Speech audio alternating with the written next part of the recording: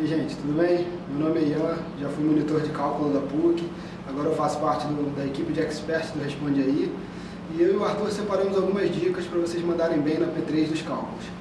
Bom, é isso, espero que vocês gostem, aproveitem, aprendam bastante com a gente. Fala galera, meu nome é Arthur, estou com a primeira dica então sobre as mudanças das coordenadas esféricas e das cilíndricas.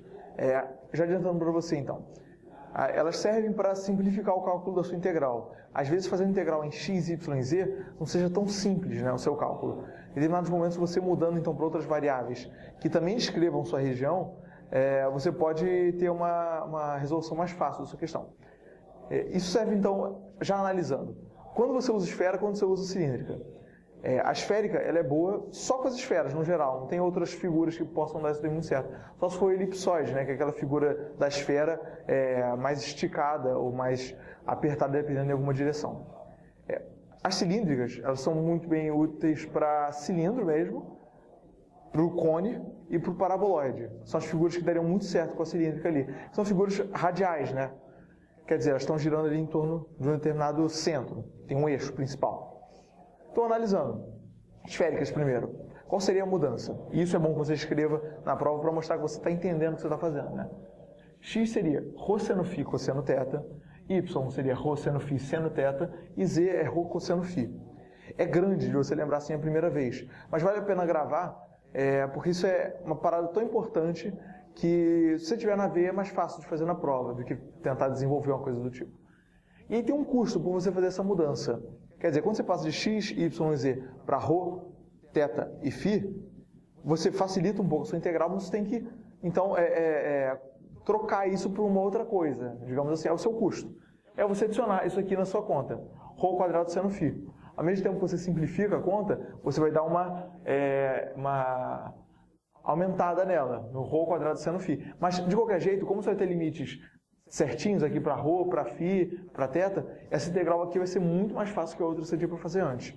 Mais ou menos esse raciocínio. Para o cilindro é mais fácil a substituição. R cosseno, R seno, Z.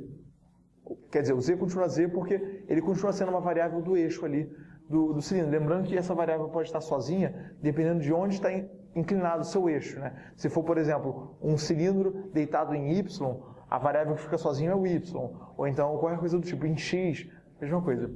Você pega essa substituição, então, e ela também vai ter um custo, no caso é R, mais simples, também o custo, né?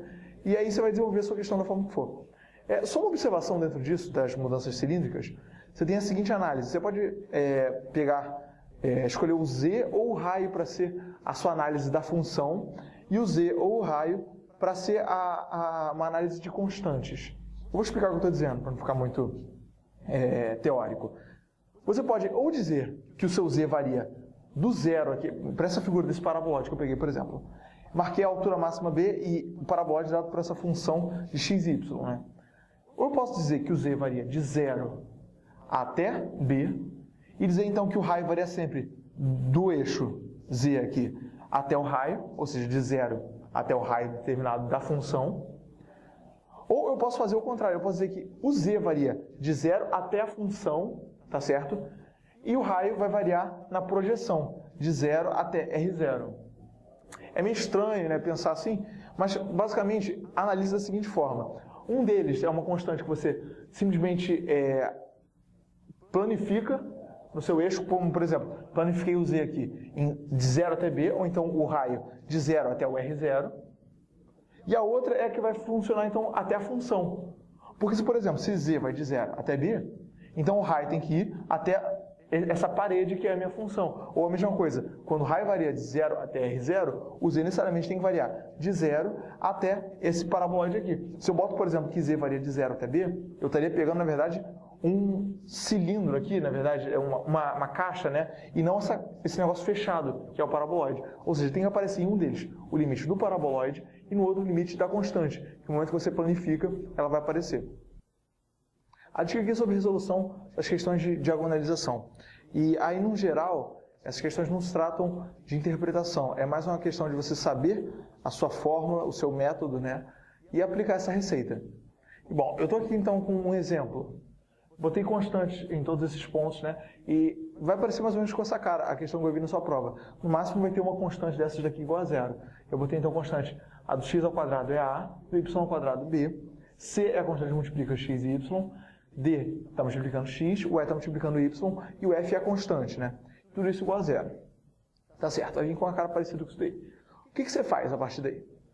Chegando nessa fórmula, você reescreve, então, xy vezes, então, essa matriz, que vai ser composta por a, que é o cliente x ao quadrado, c sobre 2 aqui e aqui, que é o valor que multiplica o x e y, e b aqui embaixo, que é o que vem do y ao quadrado. Isso aqui você multiplica pelo vetor x e y, mais a intenção da matriz dE, vezes o vetor x e y, e, lembrando, dE veio daqui, dx é y, né? Mais f, a constante continua ali normal, tá certo? O que eu vou fazer? Eu vou pegar essa matriz daqui e vou resolver, então, os autovetores e os autovalores dela. Vão ser, então, lambda 1, lambda 2, v1, v2, os, respectivamente, autovalores e autovetores. Aquela resolução, né? Tira lambda aqui também menos lambda, faz o seu determinante, iguala isso a zero, vai descobrir dois valores para lambda, e a partir dele você descobre os autovalores, os autovetores, melhor dizendo, e tranquilo. Lembrando que no final, no V1 e V2, você tem que tornar eles unitários, então você tem que normalizar eles, né? Fazer com que a relação entre eles seja dividida pelo módulo do vetor total, e aí você vai ter então um vetor normalizado, um vetor que tem módulo igual a 1. Bom, depois eu vou reescrever da seguinte forma. Eu vou colocar x' e y' como os novos eixos, né, que eu inverti. Vai ficar lambda 1, 0, 0, lambda 2. E a gente já vai ver que tem uma ordem para isso. X' e y' mais essa mesma matriz DE que estava aqui, né, vezes vetor V1, vetor V2, x' e y' mais f igual a 0. Vetor V1, vetor V2, que são os que vieram daqui, que eu já tinha acabado de normalizar, né? Que também tem uma ordem. A gente vai falar sobre isso agora. Seguinte, você escolhe a ordem do V1 e V2 da seguinte forma. Chuta, então, um V1 e um V2 numa ordem qualquer. Se o determinante deu 1, essa ordem está certa.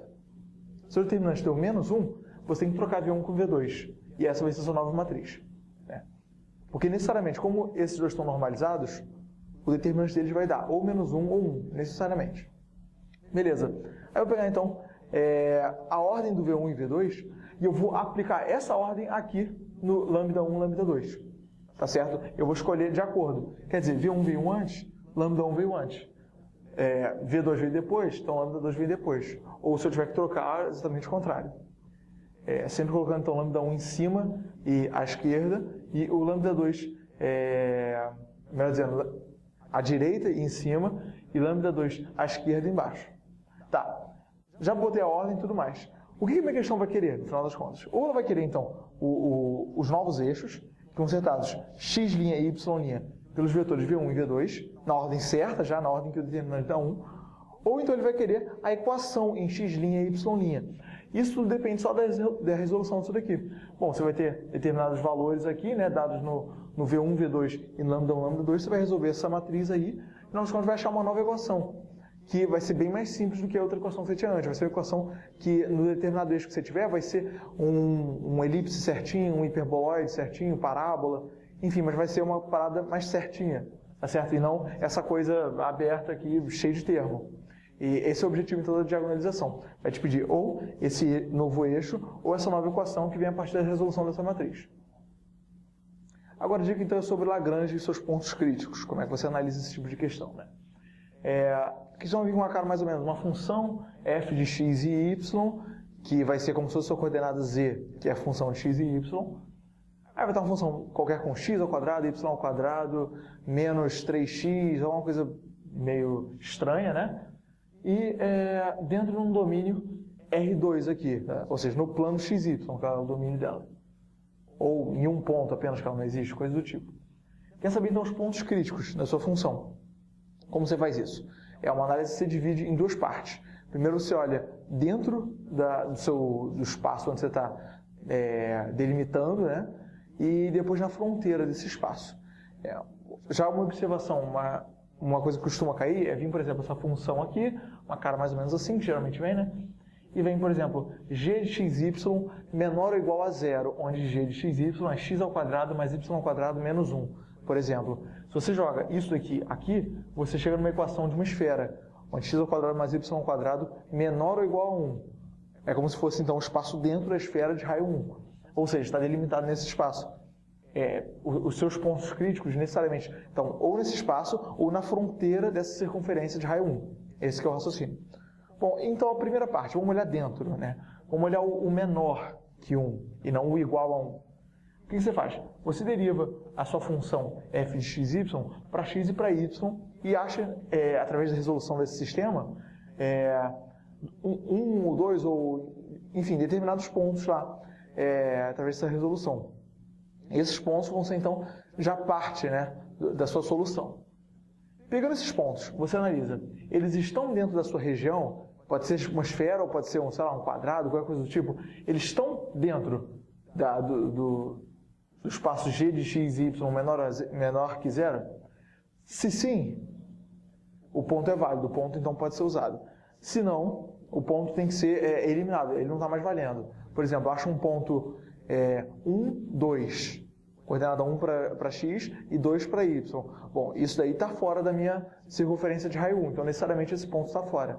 Se eu achar 0, 1, por exemplo, ele também está fora porque ele está exatamente na fronteira. Agora, se eu achar meio, meio, aí esse ponto está dentro, porque isso aí estaria válido dentro dessa relação de g de x, y menor que 0. E aí eu vou olhar então para a fronteira. O que eu faço? Aí vem então Lagrange, a parte de Lagrange, né? Dos multiplicadores, que é sendo multiplicador esse lambda aqui. Eu vou fazer um sistema com o gradiente de f, que é igual a lambda vezes o gradiente de g. Eu vou olhar para a fronteira igualando então esse gradiente de g, que é o que estava na minha circunferência, né? E o gradiente de f, através desse multiplicador aqui de Lagrange. E a minha outra equação a ser usada no meu sistema é a função própria do g de xy igual a 0. Ou seja, x ao quadrado mais y ao quadrado igual a 1. Dessa forma, eu ficaria com um sistema com 3 variáveis.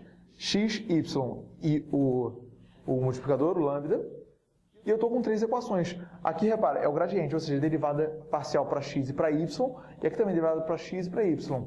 Eu tenho duas componentes, né? Eu tenho a equação da componente x e a equação da componente y, tudo através desse multiplicador aqui, né? E uma outra equação. Tenho 3 equações, eu tenho 3 incógnitas, então eu vou descobrir então cada uma dessas incógnitas. O que é a resposta, no final das contas? Ele quer o ponto crítico, né? Ou seja, vai ser o x e o y que são a resposta do seu negócio. O lambda é só uma questão de proporção aqui, uma proporcionalidade entre os gradientes. A resposta mesmo é o x e y, ou os x e y, que são pontos críticos da sua equação.